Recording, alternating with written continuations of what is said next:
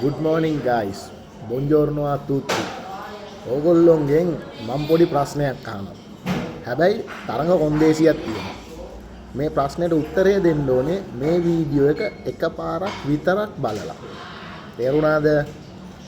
මගේ ප්‍රශ්නේ මේකයි. බස් එකක් තියෙනවා. ඒ බස් එකේ නම හිතහන්කෝ පොඩිසුද්දා ට්‍රැවල්ස් කියලා. මේ බස් එකේ රූට් එක තමයි කොළඹ කටුනායක.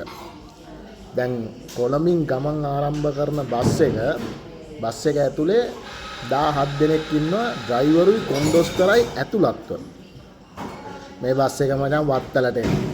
වත්තලින් ගැමුණු බහිනවා. ඊට පස්සේ මචං කඳානට එනවා. කඳානෙන් නිර්තාංජලි බහිනවා.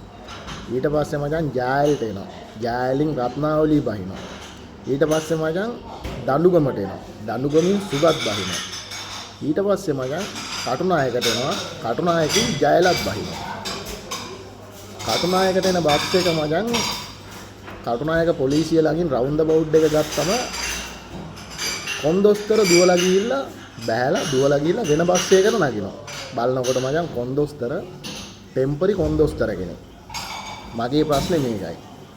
ඩ්‍රයිවර් මහත්තයා බස් ස්ටෑන්ඩ් එකේ බස් එක නවත්තනකොට බස් එකේ මුළු කීයද? මේ ප්‍රශ්නේ උඹලට තේරෙන්නේ නැත්නම් පළවෙනි වතාවට ඉක්මන් කරලා යාළුවෙකුට ෂෙයා කරපන් මේ වීඩියෝ එක.